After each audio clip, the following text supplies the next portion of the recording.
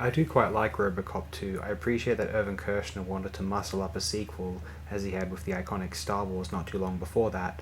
I like that Frank Miller was let to run loose like the rabid madman he is, for good or ill, and consider that this, what we see, is compromised so as to justify the release of Frank Miller's RoboCop as a comic book some years later.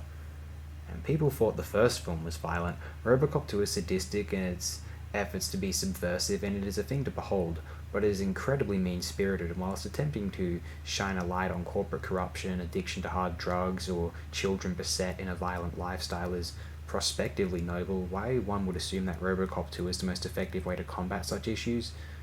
It's bewildering. In order to bolster the entertainment value of escapist, bloody power fantasy shoot 'em up fare, sure, make it as gritty as possible, I guess. You could get closer to real life. It makes it more gratifying to witness the goodies shoot the grisly baddies, like in Death Wish, even Dirty Harry, Mad Max, that sort of thing. Robocop 1 was like this in a respect.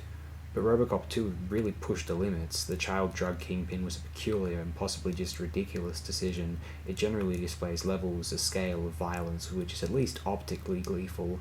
It just seems to like the idea of causing carnage in general, but at least it hates corporate.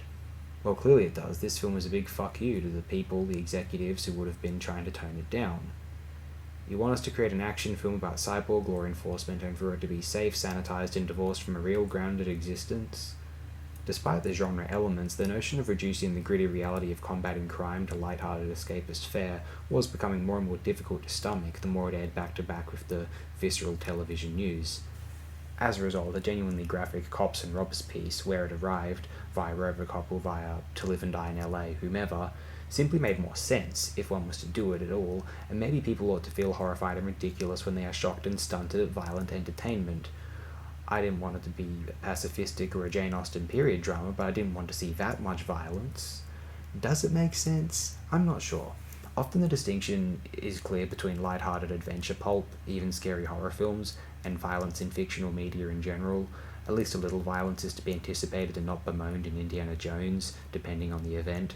Graphic violence in a suspense work like The Shining or a Dracula feature is understood to have some justification, whereas some are a bit bemused by the glorification of warfare featured in Rambo sequels, certain cop vigilante films, any number of bleak dark comedy action fare in the 21st century, take those crank films for good or ill, or within most war films at large, owing to or inspired by that Truffaut principle.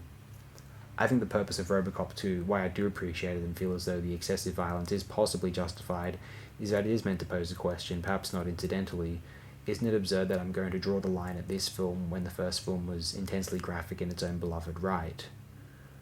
Or we could justify and call Robocop 2 a horror film because I like the idea of that and it feels like one, sometimes.